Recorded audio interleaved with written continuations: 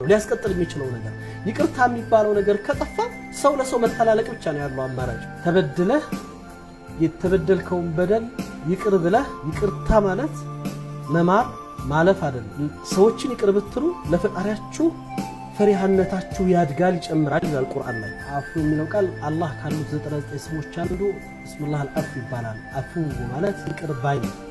ይቅር ባይ የሚለው ቃሉ በቋንቋው ደረጃ ያለው ትርጓሜ ሲመጣ ይቅር የምታደርገው ተበድለህ የተበደልከውን በደል ይቅር ብለህ ይቅርታ ማለት መማር ማለፍ አይደለም።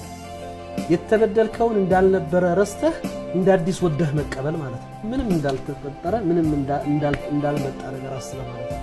ይዘን እናንተ ሰዎችን ይቅር ብትሉ ለፈጣሪያችሁ ፈሪሃነታችሁ ያድጋል ይጨምራል ይላል ቁርአን ላይ። አላህ ወኢን ተዕፉ ወተስፈሁ ይላል።